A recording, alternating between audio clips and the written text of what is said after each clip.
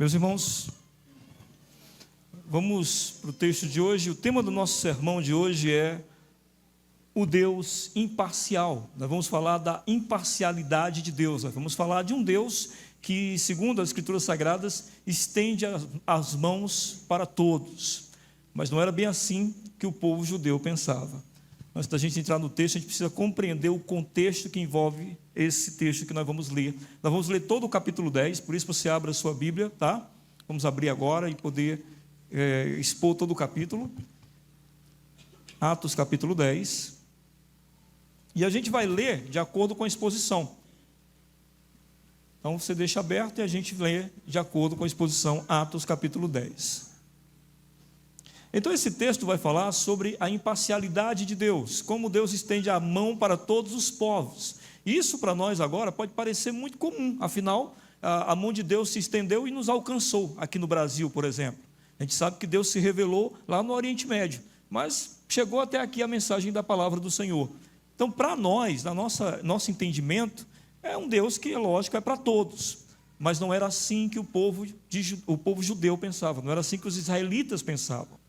Eles pensavam que, porque Deus se revelou a eles primeiro, porque Deus se revelou diretamente a Abraão, e por meio de Abraão constituiu um povo, então eles entendiam que Deus pertencia a eles e que Deus era somente para eles, que os outros povos não eram dignos de caminhar com esse Deus, porque esse Deus não tinha se revelado aos outros povos.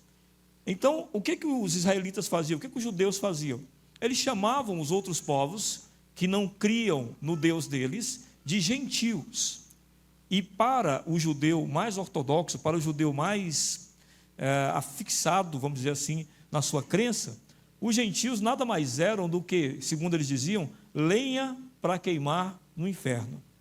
Então eles não tinham a menor piedade de quem não fazia parte do povo judeu. Acho que vocês até lembram uma vez uma certa discussão que Jesus teve com os religiosos. E nessa discussão, um dos religiosos disse: opa, pera lá, nós somos filhos de Abraão, que essa era a coisa que eles mais sentiam, né? Nós somos filhos de Abraão. E Jesus disse: olha, saiba que Deus pode fazer dessas pedras mais filhos para Abraão. Então, Jesus já estava dizendo para eles que essa arrogância, essa petulância, esse desejo de Deus ser só deles não fazia o menor sentido. Mas os judeus cresceram com esse entendimento, até que Jesus veio. E o próprio Pedro, que é judeu, cresceu com esse entendimento, com essa ideia de que Deus pertencia ao povo judeu, que quando você nascia, se nascesse judeu, já pertencia ao Senhor, já estava guardado, já estava protegido. E aí isso precisava ser rompido, porque o Deus que nós cremos, e até se revelou no Antigo Testamento dessa forma, dizendo: eu sou o Deus de todos os povos, eu sou o Deus de todas as nações, precisava ser reconhecido, principalmente pelos apóstolos. Então Pedro é quem vai ser, digamos assim, aquele o qual esse reconhecimento primeiro vai chegar. E é interessante, né, irmãos, que Pedro vai ser o primeiro a ter esse reconhecimento de que alguém fora do povo de Deus, do povo judeu, pode pertencer a Deus, alguém que é gentil pode pertencer a Deus. Ele vai ser o primeiro a ter essa constatação, mas quem vai ser chamado de apóstolo aos gentios é Saulo, que depois vai se tornar o apóstolo Paulo.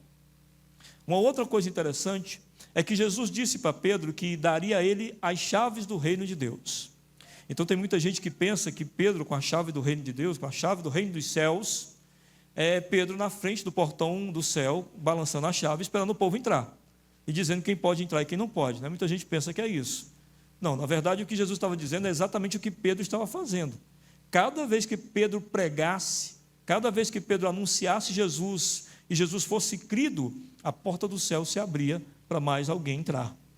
Essa condição da porta do céu, da chave, não só foi dada a Pedro, mas foi dado a todos os discípulos de Jesus. Nós temos essa condição, por exemplo, de ao pregarmos o Evangelho, abrirmos as portas do céu para alguém.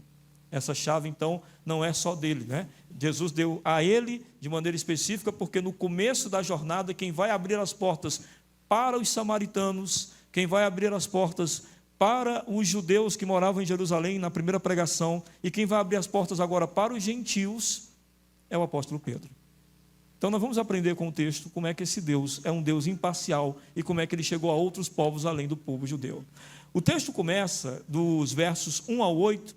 A gente vai ver, meus irmãos, como Deus trabalha em sua soberania o coração de Cornélio, o coração de Pedro, fazendo todas as coisas se ajustarem para dar certo segundo a vontade de Deus. Em nenhum momento Deus interfere na liberdade das pessoas, mas a todo momento Deus cerceia as pessoas, de maneira que, pela liberdade que elas têm, possam chegar até Deus.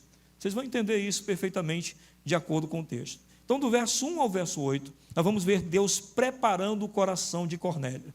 Quem é Cornélio? Verso 1 diz para nós: havia em Cesareia um homem chamado Cornélio, centurião do regimento conhecido como italiano. Cesareia era o centro, digamos assim, administrativo de Roma. Cesareia recebia esse nome, a cidade, por causa de César, era em homenagem a ele. Era Cesareia marítima, ficava próximo ao mar, e ali estava estabelecido todo o controle que Roma tinha ali por toda a região de Israel. O exército romano, ele era dividido da seguinte forma: tinha a legião, que eram 6.000 soldados, tinha a coorte, que eram 600 soldados, e tinha a centúria, que era constituído por 100 soldados. Cornélio era um centurião, portanto, ele era um líder de 100 soldados, era uma espécie de capitão. E esses soldados, os quais ele cuidava, esses centúrias, eram aqueles que era a polícia romana, era quem tomava o controle, quem administrava o controle social ali em Israel. Então, se eles administravam o controle da população em Israel, é por isso que, provavelmente, Cornélio, tendo contato com o povo, vendo a fé do povo judeu, vendo o povo oferecer ofertas a Deus, vendo o povo crer em um único Deus, começou a se encantar com aquilo, começou a se maravilhar com aquilo. E ele, como romano, que tinha vários deuses, acabou abandonando os seus deuses e abraçando o mesmo Deus que aquele povo também amava. Assim ele se rendeu ao judaísmo. Só que ele era um gentil. E como é que era quando um gentil se rendia ao judaísmo? Bom, o gentil que se rendia ao judaísmo, ele era chamado de prosélito. E ele não tinha a mesma liberdade dos judeus. Por exemplo, ele não podia ir ao templo, ele não podia frequentar o templo, ele não podia ofertar no templo, que era uma coisa comum para o judeu. Ele praticava a religião judaica em sua casa, ele tinha limitações relacionadas àquilo que ele acreditava. No entanto, esse Cornélio, em suas limitações, era ainda assim extremamente compromissado com aquilo que ele acreditou. Veja o que diz o verso 2. O verso 2 diz: ele e toda a sua família eram piedosos e tementes a Deus. Dava muitas esmolas ao povo e orava continuamente a Deus. Então Cornélio não só creu, mas ele levou toda a sua família a crer também no Deus de Israel, no único Deus, no Deus vivo. Levou toda a sua família a crer nisso também. Mas não só cria, ele praticava exatamente aquilo que a fé judaica dizia que ele deveria fazer. Por exemplo, ele praticava esmolas. E isso na cultura romana não existia, os romanos não davam esmolas. Eles acreditavam que quem estava na miséria deveria permanecer na miséria, porque tinha nascido naquela condição por algum motivo. O povo de Deus não. O povo judeu ajudava as viúvas, os órfãos e os pobres. E ele, crendo nisso, também passou a ajudar, provavelmente, viúvas, órfãos e pobres através de esmolas. Mas diz mais, ele também era um homem de oração, ele orava continuamente a Deus. O judeu orava três vezes ao dia, em 3 horários. Orava às 9 da manhã, ao meio-dia e às 3 da tarde. Cornélio era um homem compromissado com isso, orava 3 vezes ao dia. Então, nós percebemos aqui que havia neste homem uma sinceridade naquilo que ele acreditava, naquilo que ele passou a acreditar, que era no Deus de Israel. Aí o verso 3 diz o seguinte: certo dia, por volta das 3 horas da tarde, ele teve uma visão. Ele viu claramente um anjo de Deus que se aproximava dele e dizia: Cornélio. Atemorizado, Cornélio olhou para ele e perguntou: o que é, Senhor? O anjo respondeu: suas orações e esmolas subiram como oferta memorial diante de Deus. Observe então que Cornélio, às 3 da tarde, no último momento de oração daquele dia, ele vê a visão de um anjo.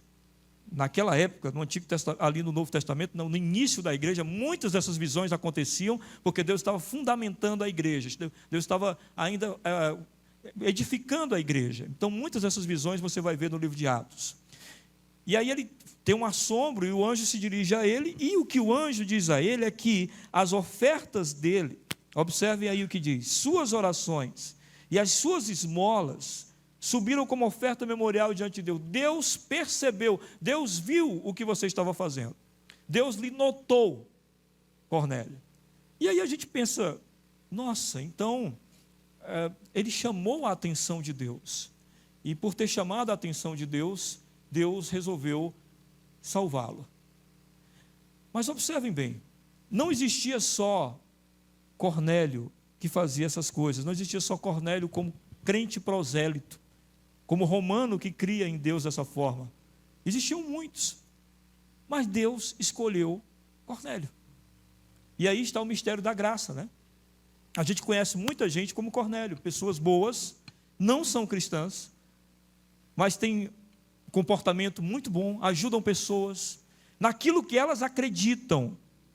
Embora o que acreditem esteja errado, elas são sinceras, são muito mais devotas às vezes do que nós que somos crentes, naquilo que elas acreditam, e algumas delas vão morrer assim, perdidas. Mas algumas, Deus, por infinita graça, vai atraí-las para si. Não sabemos explicar por quê, mas é o que a Bíblia diz, e é o que aconteceu com Cornélio. Deus olhou para Cornélio e disse: eu quero Cornélio. E aí, no versos 5 e 6 nos diz o que o anjo disse a Cornélio: agora, mande alguns homens a Jope, para trazerem um certo Simão, também conhecido como Pedro, que está hospedado na casa de Simão, o curtidor de couro, que fica perto do mar. Deus dá então as exatas coordenadas, através do anjo, para o que Cornélio devia fazer.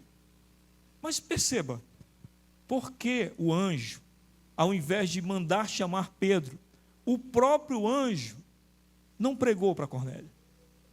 Porque o próprio anjo não disse: Cornélio, essas coisas que você faz são interessantes, mas isso não vai te salvar, você precisa de um Salvador, o Salvador é Jesus Cristo. Por que o anjo não pregou? Por que o anjo não disse logo o que tinha que ser feito? Por que o anjo tinha que chamar Pedro? O anjo sabia a mesma coisa que Pedro sabia. Sabe por quê, meus irmãos? Sabe por que o anjo mandou chamar Pedro? Porque a pregação não é para anjos, é para os discípulos do Senhor, é para nós. Nós recebemos esta honra, nós recebemos esta glória, nós recebemos este chamado maravilhoso, que é nós anunciarmos a Jesus. Então esse anúncio não vem por parte de anjos, ele só vem por parte dos servos de Deus, ele só vem por parte dos filhos de Deus. E aí nós temos esse papel de anunciar tão grande salvação. Por quê? Porque é uma honra, e o Senhor quer que nós participemos desta honra. Existem alguns crentes que se convertem lá no Oriente Médio, muçulmanos, e eles contam um testemunho de que eles sonharam com Jesus falando com eles. Sonharam com Jesus dizendo que era o Messias. Sonharam com Jesus dizendo que era o Salvador. Percebam, eles não sonham com anjos dizendo isso. Eles sonham com o próprio Jesus. Ou Jesus ou seus filhos é que anunciam salvação. Anjos não vão fazer isso. Não é esse o propósito de Deus.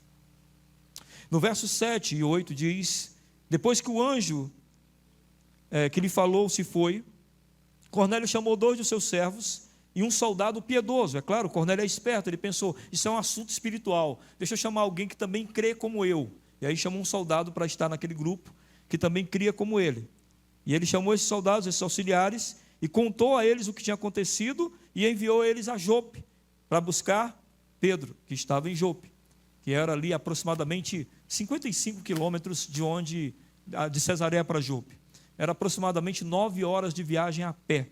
E era essa viagem que eles iam empreender. Por que eu estou dando esses detalhes? Porque daqui a pouco, no texto posterior, você vai ver a graça de Deus, a soberana de Deus, ajustando todas as coisas. E isso é tremendo. Uma coisa interessante é que aqui Deus está preparando o coração de Cornélio para receber a mensagem de salvação. Mas agora o Senhor precisa preparar o coração de Pedro para anunciar a salvação a Cornélio. Percebem? Cada coração tem que ser preparado no devido momento. Então agora nós vamos ver do verso 9 ao 23, Deus preparando o coração de Pedro. E o que diz o texto? No dia seguinte, por volta do meio-dia, enquanto eles viajavam e se aproximavam da cidade, Pedro subiu no terraço para orar. Preste atenção, meus irmãos. No outro dia, perto do meio-dia, Pedro vai subir no terraço para orar. Enquanto Pedro vai subir, eles estão chegando na cidade. Deus fez tudo no tempo certo. Pedro vai subir no terraço para orar, e quando ele subir e conversar com Deus lá no terraço, ele vai entender o que os caras que estão chegando vieram fazer. Deus fez com que a coisa acontecesse no tempo exato para que tudo pudesse se ajustar. Essa é a soberania de Deus. Ele sobe ao telhado quando os caras estão chegando. É Deus ajustando todas as coisas para que dê tudo certo. Você crê nisso? Que Deus ajusta coisas para que dê tudo certo. Aí no verso 10 em diante diz: tendo fome, ele queria comer. Enquanto a refeição estava sendo preparada, ele caiu em êxtase. A palavra êxtase na Bíblia nunca é esse êxtase que a gente pensa de sair de si. Êxtase na Bíblia sempre é: abre-se a eternidade diante dos olhos. Abre-se os mistérios eternos diante dos olhos de alguém. Foi o que aconteceu com Pedro. Mistérios eternos vão se abrir diante dos olhos dele. O verso 11 então diz: ele viu o céu aberto e algo semelhante a um grande lençol que descia à terra, preso pelas quatro pontas. Tipo, ele viu igual aquelas toalhas de piquenique descendo ao chão. Com as quatro pontas descendo ao chão. O que tinha nessa toalha? Nesse grande lençol? Contendo toda espécie de quadrúpedes, bem como de répteis da terra e aves do céu. Da mesma forma como as coisas foram criadas, lá em Gênesis fala isso, quando a criação acontece, ela acontece exatamente nessa ordem aqui: quadrúpedes, répteis e aves do céu. Todo tipo de animal tinha naquele lençol, todo tipo que você possa imaginar, tinha naquele lençol. Todos os que Pedro conhecia, tinha naquele lençol. Então ele observa aquele lençol com todo tipo de animal diferente ali, e tudo bem, acontece o que a voz vai dizer a ele depois de ele observar o que tem no lençol. Diz o verso 13: então a voz lhe disse: levante-se, Pedro, mate e coma. Nós não somos judeus, mas digamos que a gente estivesse olhando aquele lençol. Aí no lençol tem um lagarto, tem uma cobra, tem um cachorro, um macaco e um gato. E aí a voz diz: mate e coma. Nós não somos judeus, não temos nenhuma restrição alimentar. O que a gente diria? Tu é doido? Não dá para você pedir outra coisa não para eu fazer? Não é não? Porque não é só comer não, tem que matar e comer. Que para o judeu eram duas coisas que não se devia ser feito. Não se comia nenhum tipo de carne sangrando. Tinha que secar toda a carne. Aliás, todo o sangue.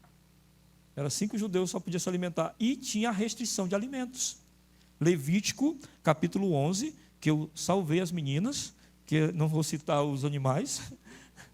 Levítico, capítulo 11, do verso 26 em diante, Deus traz ali uma lista de animais que o povo não poderia comer, por causa da lei que Deus está estabelecendo. Essa lei, e toda a lei, ela está presa a um princípio que Deus tinha no Antigo Testamento. Todos os princípios do Antigo Testamento apontavam para Jesus, e em Jesus se encerravam. Esses princípios ritualísticos, todos eles começam lá e se encerram em Jesus. Jesus encerra todos os rituais do Antigo Testamento. Rituais, amém? Não os 10 mandamentos. Os 10 mandamentos não é ritual, é moral. Moral continua, ritual encerra-se em Cristo. E Pedro provavelmente tinha ouvido sobre isso, mas, diz o texto, verso 15, aliás, verso 14, mas Pedro respondeu: de modo nenhum, Senhor, jamais comi algo impuro ou imundo. Ele é judeu, convicto, amém?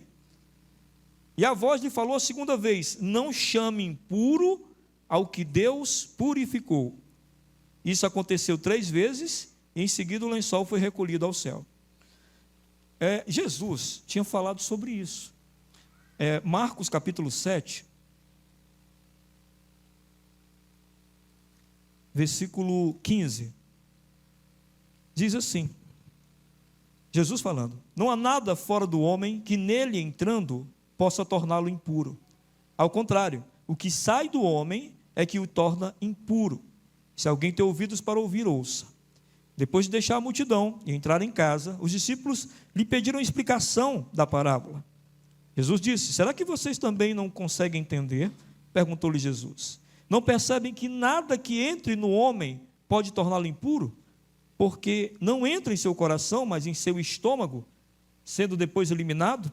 Ao dizer isso, Jesus declarou puros todos os alimentos. Amém? Então Pedro já tinha ouvido sobre isso. Só que Pedro tinha suas convicções judaicas bem enraizadas. É igual você que veio de outra religião e depois conheceu o Evangelho. Muito provavelmente você tem algumas convicções bem enraizadas ainda daquilo que você acreditava. E é difícil a gente se libertar dessas coisas de uma hora para outra. Perceba, Pedro, ele estava hospedado, diz o verso 43 do capítulo 9 de Atos, na casa de Simão, um curtidor de pele. Os curtidores de pele, eles constantemente viviam matando animais. E toda vez que o judeu tinha contato com sangue de animais, ele não podia ir ao templo. Ele tinha que passar um tempo sem ir ao templo. Toda vez que tivesse contato com sangue de animais. Se esse homem era curtidor de pele, então ele estava todo o tempo matando animais, ou seja, ele nunca podia entrar no templo. No entanto, Pedro estava hospedado na casa desse homem. Talvez Pedro estava quebrando um pouco dos seus preconceitos, mas muito de leve. O primeiro preconceito talvez que ele quebrou foi: acho que não tem problema eu ficar na casa de um cara, embora a lei diga que se eu tiver contato com ele, eu não posso entrar no templo. Mas e daí? Jesus me ensinou que o templo não é nada, que nós somos o templo. Então eu posso ficar na casa desse cara sim. Talvez ele tenha pensado isso, por isso tenha se hospedado lá. Porque na lei judaica, se você tivesse contato com a pessoa, não podia ir ao templo. Se você habitasse por um tempo na casa da pessoa, pior ainda. Mas Pedro estava quebrando algumas regras. Só que aqui, me parece ter sido tão mais profundo, que ele se assustou com essa situação. E ele não compreendeu imediatamente. Nós vamos perceber isso. No texto subsequente, nós vamos ver que ele não compreendeu imediatamente o que essa voz queria dele. Não compreendeu. Aí no verso 17 diz: Então Pedro e João, meu Deus do céu, que a página virou, gente. Desculpe. Agora sim.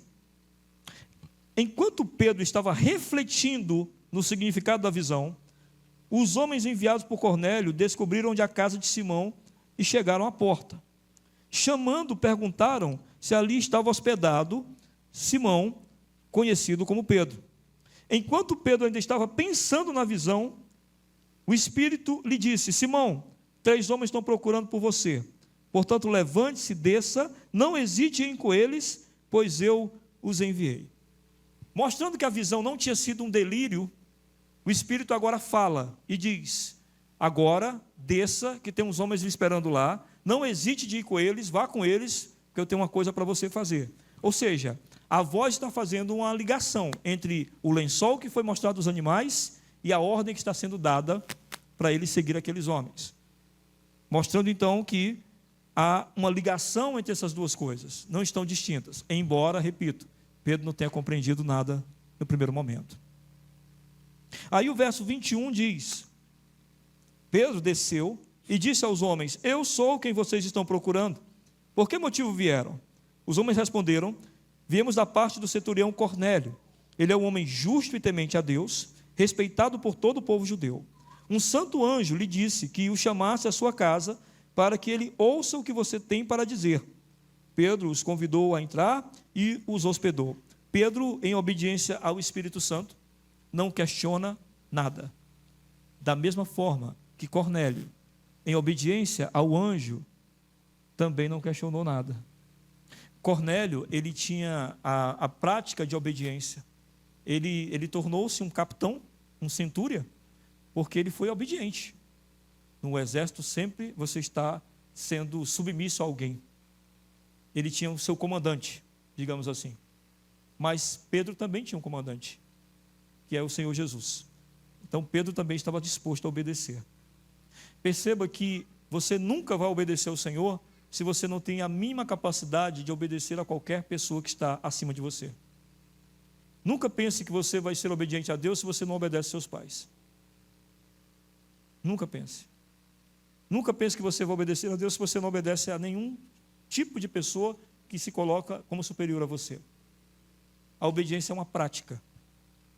Se Cornélio tinha prática no quartel, Pedro tinha prática com o próprio Jesus, de obedecer aquilo que ele mandava. Aí, finalmente, do verso 24 ao 35, nós vamos ter o encontro proporcionado pelo Senhor. Foi o Senhor que proporcionou esse encontro, não foi, irmãos? Foi o Senhor que fez Cornélio ser chamado por um anjo, foi o Senhor que fez Pedro ser direcionado pelo Espírito Santo, e agora finalmente o encontro vai acontecer, dos versos 24 ao 35, nós vamos contemplar esse momento. Diz então o verso 24: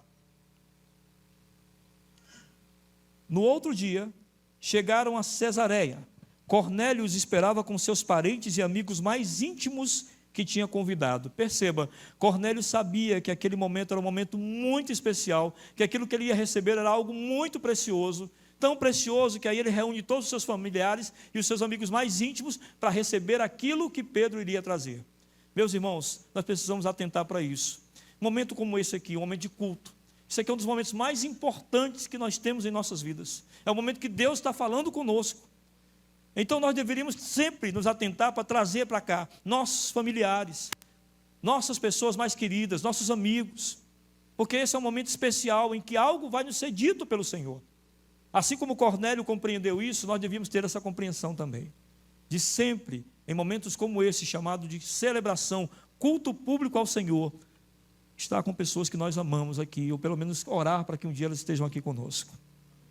Nos versos 25 e 26, então, diz assim: quando Pedro ia entrando na casa, Cornélio dirigiu-se a ele, prostrou-se aos seus pés, adorando.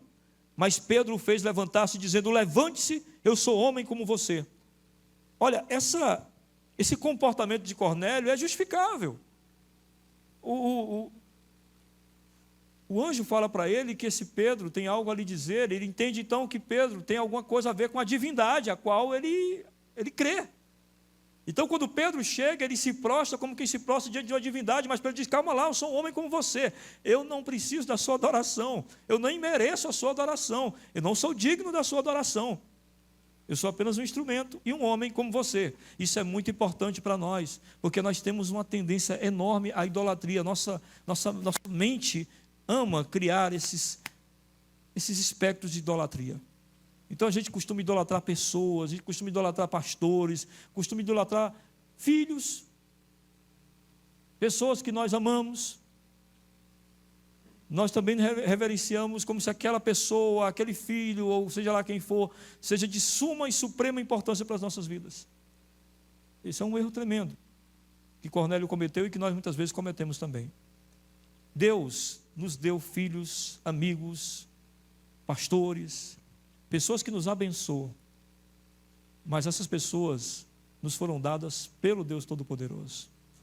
A Ele todo louvor, a Ele toda honra, a Ele toda glória, não aos instrumentos que Ele utiliza para nos abençoar. É preciso fazer essa distinção que Pedro fez aqui, e nós também não podemos aceitar, merecer ou receber qualquer tipo de adoração.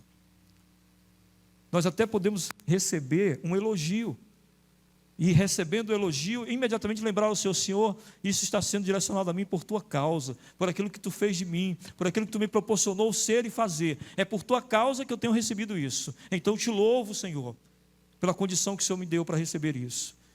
Toda a glória sempre direcionada ao Senhor. Verso 27. Conversando com ele, Pedro entrou e encontrou ali reunidas muitas pessoas. E lhes disse: vocês sabem muito bem que é contra a nossa lei um judeu associar-se a um gentio, ou mesmo visitá-lo. Mas Deus me mostrou que eu não deveria chamar impuro ou imundo a homem nenhum. Percebem como é que ele entendeu lá a mensagem? Ele entendeu assim: Deus está dizendo para mim para não chamar nenhum homem de impuro. Então eu posso entrar na casa do Cornélio. É isso que Deus queria dizer. Pedro achou que tinha caído a ficha aqui. Agora eu entendi. Eu devo ir para a casa de Cornélio porque ele é gentil, mas ele não é impuro, nenhum homem é impuro. O que ele tinha compreendido. Verso 29. Por isso, quando eu fui procurado, vim sem qualquer objeção. Está vendo? Foi isso que ele entendeu. Posso entrar na sua casa. Mas o Pedro sabia que o que Deus estava dizendo não era só isso. Não era só que ele poderia entrar na casa de um gentil, mas que o gentil também podia receber salvação. Era isso que o Senhor estava dizendo. E aí Pedro conclui dizendo: posso perguntar por que vocês me mandaram buscar? É a pergunta de Pedro. E aí Cornélio vai contar o testemunho mais uma vez. Já foi contado uma vez pelos mensageiros, não é? E agora vai ser contado pelo próprio Cornélio. Do verso 30 em diante, então diz: Cornélio respondeu: há 4 dias eu estava em minha casa orando a esta hora, às 3 horas da tarde. De repente colocou-se diante de mim um homem com roupas resplandecentes e disse: Cornélio, Deus ouviu sua oração e lembrou-se de suas esmolas. Mande buscar em Jope a Simão, chamado Pedro. Ele está hospedado na casa de Simão, o curtidor de couro, que mora perto do mar. Assim mandei buscar-te imediatamente, e foi bom que tenhas vindo. Agora estamos todos aqui na presença de Deus para ouvir tudo o que o Senhor mandou você dizer-nos. Amém? 3 horas da tarde era a hora da oração do perdão. A hora do sacrifício do perdão no judaísmo. Então, na hora do sacrifício do perdão, foi a hora que o anjo se manifestou a Cornélio. Na hora do perdão. Percebem isso? Isso tem importância muito grande. E uma coisa maravilhosa aqui também que é dito por Cornélio, ele diz: nós estamos prontos a ouvir tudo que o Senhor ordenou você a nos dizer. Quem é que não quer uma plateia dessa, né? Que pregador não quer uma plateia dessa? Uma plateia que diga que nós queremos ouvir o que o Senhor tem a nos dizer. E eu, nesses anos todos, já preguei para muitas plateias, algumas bem hostis, que não estavam nem um pouco a fim de me ouvir. Mas preguei muito já nessa igreja, onde todo mundo está sempre querendo ouvir a palavra. E sei o quanto agradável isso é, o quanto reconfortante é. E para Pedro provavelmente foi. Ele olhou para aqueles gentios e disse: nossa, eles querem ouvir o que o Senhor tem a dizer. E aí no verso 34 e 35, perceba agora que detalhe interessante. Então Pedro começou a falar: agora percebo verdadeiramente que Deus não trata as pessoas com parcialidade. Agora ele entendeu. Quando Cornélio conta o testemunho para ele, ele diz: opa, peraí, agora eu estou entendendo. Aquela mensagem é de um Deus que não trata aqueles que o temem em qualquer povo. Ele não os trata com parcialidade, ou seja, ele não os rejeita totalmente. Agora eu estou entendendo. No verso 35 ele diz: mas de todas as nações ele aceita todo aquele que o teme e faz o que é justo. Essa pessoa é aceitável a Deus. Deus aceita no sentido de não rejeita esse tipo de pessoa. Mas até agora Pedro não sabe o que pode acontecer. Ele vai então pregar. E quando a gente prega, muita coisa acontece, não é, irmãos? Porque a palavra de Deus é que tem poder para transformar todas as coisas. E aí do verso 36 ao 43 nós temos a pregação de Pedro. Pregação bem batista, assim, com ponto. Estou brincando. Mas tem os pontos aqui, bem divididinhos aqui. Verso 36. Os irmãos de outras igrejas devem dizer: esses batistas se acham. É brincadeira, irmãos. Verso 36. Vocês conhecem a mensagem enviada por Deus ao povo de Israel, que fala das boas novas, da paz por meio de Jesus Cristo, Senhor de todos. Interessante que Pedro citava isso: Jesus é Senhor de todos, mas o todos que ele imaginava na mente dele eram todos os judeus, ou no máximo alguns prosélitos que se convertiam ao judaísmo. Agora ele vai compreender que não, que o Senhor é o Senhor de todos mesmo, de todo o mundo. Que a palavra de Deus, por exemplo, nós somos gentios, amém? Chegou até nós, chegou no Brasil, chegou em Caucaia, chegou em Planalto Caucaia. Eu cheguei aqui, em Planalto Caucaia com 10 anos de idade.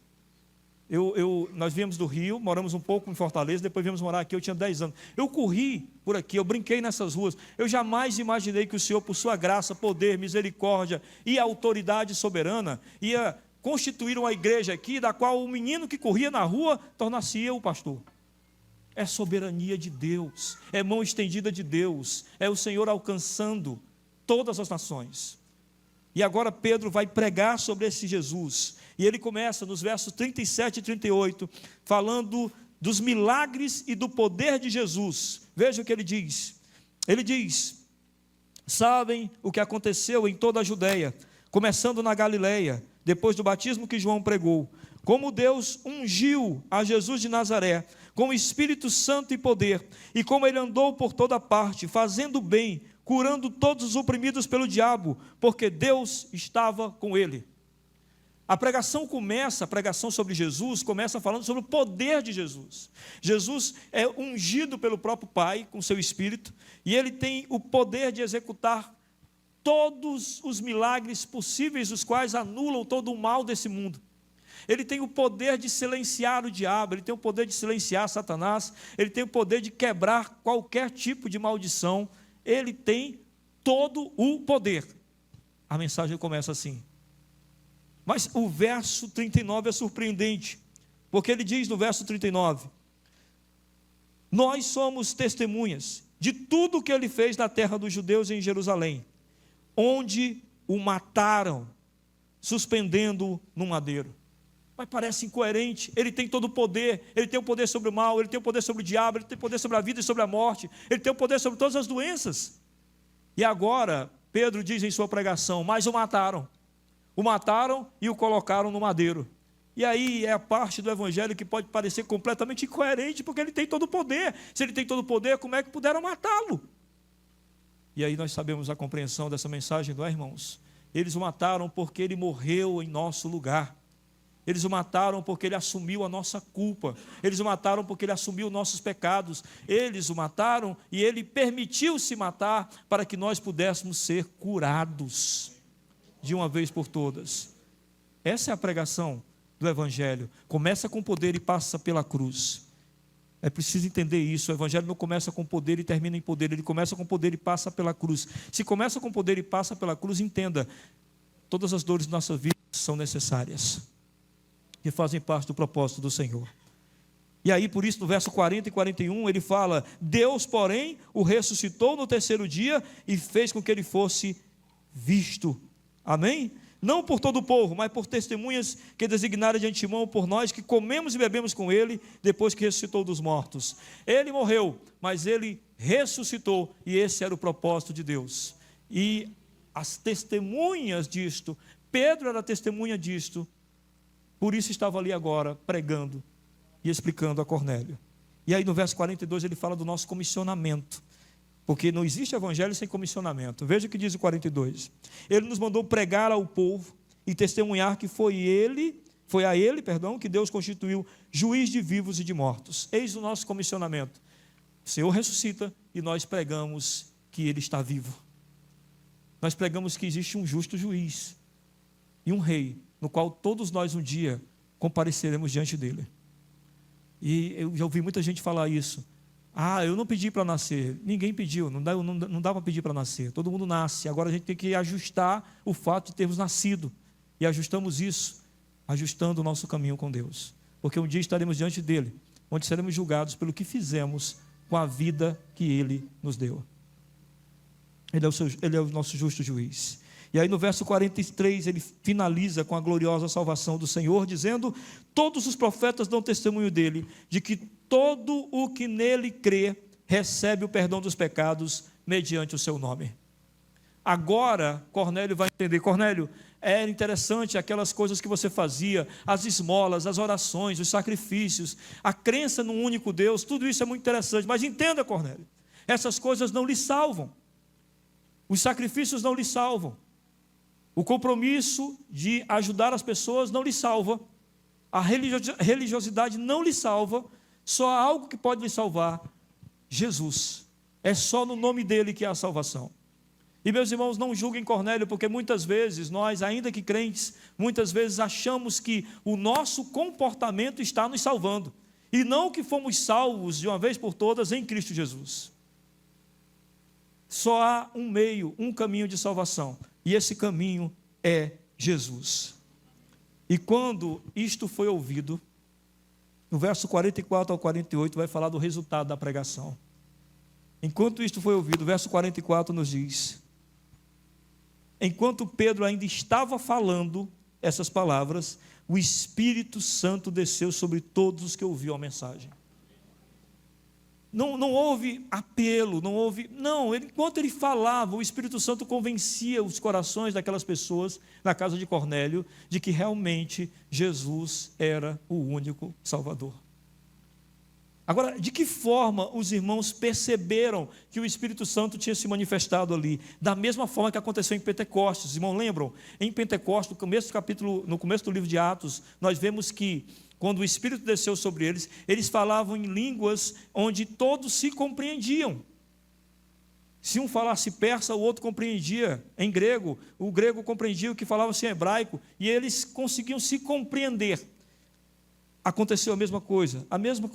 Veja o que diz: os judeus, convertidos que vieram com Pedro, ficaram admirados de que o dom do Espírito Santo fosse derramado até sobre os gentios, pois os ouviam falando em línguas e exaltando a Deus. Unidos, todos juntos, conseguiram compreender o grego compreendendo o judeu compreendendo o grego, hebraico e grego no mesmo entendimento. A seguir, Pedro disse: pode alguém negar a água, impedindo que estes sejam batizados? Estes receberam o Espírito Santo como nós. Então ordenou que fossem batizados em nome de Jesus Cristo. Depois pediram a Pedro que ficasse com eles alguns dias. Pedro disse: eu não posso recusar o batismo para esses irmãos, não posso recusar que eles participem da igreja, porque eles também têm o mesmo Espírito que nós. E aí isso mostra, meus irmãos, o que é ser igreja. É estar todos debaixo do mesmo Espírito, do mesmo desejo, da mesma comunhão. Algumas aplicações desse texto. Embora Cornélio fosse um homem piedoso, generosamente caridoso, temente a Deus e justo, ainda assim ele precisava ser salvo por Jesus. Porque não há salvação fora de Jesus. As nossas obras não nos salvam. Somente a fé em Jesus pode salvar. Em segundo lugar, a fé não é um dom exclusivo, meus irmãos, de pessoas pobres. A fé não é algo, não é uma muleta existencial, onde as pessoas que não têm nada na vida vão se apegar à fé, esperando um céu que vai vir com todas as coisas que elas não têm na terra. Você vê que o centurião Cornélio tinha tudo, era uma pessoa de posse, uma pessoa de poder na sua cultura, mas ele também tinha fé. Ele tinha uma necessidade que a maioria dos seres humanos, se pararem para pensar, tem, que é a necessidade de perdão e de graça. Ele tinha essa necessidade.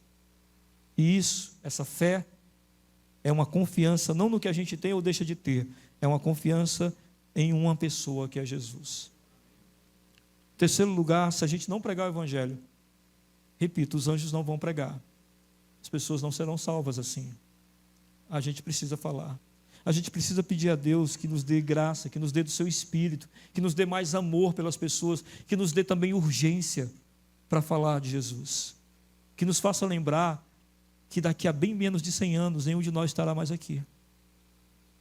E o que será daqueles que não conhecem ainda o Senhor? Talvez você seja uma pessoa como Cornélio, uma pessoa de boas obras e que ache que isso já justifique a sua entrada no céu. Você diz: eu nunca roubei, nunca matei, eu nunca fiz nada de mal, por que eu não entraria no céu? E eu vou dizer por que você não entraria no céu. Porque o critério para entrar no céu é perfeição. Mateus 5,48, o Senhor Jesus diz: sede perfeitos, como é perfeito o meu Pai que está nos céus. Alguém aqui é perfeito como Deus? Nenhum de nós. Por isso nós precisamos de Jesus, porque Jesus, ele toma o nosso lugar. Então ele toma o nosso lugar e nos torna, diante dos olhos de Deus, perfeitos. Nós precisamos de Jesus para sermos salvos. Talvez você pense que você não tem fé suficiente. Você pensa, eu não tenho fé suficiente para caminhar com Jesus. Bem, Ele não pede que você confie em você. Ele pede que você confie nele. A fé que você tem que ter não é em você, é nele. E isso basta para você ser salvo. E talvez você ainda diga, olha, eu vejo os crentes e eu penso, eu jamais conseguiria ser assim. Você não sabe do que o Espírito Santo é capaz. Se você ouvisse a história de muitas pessoas aqui, você saberia do que o Espírito Santo é capaz.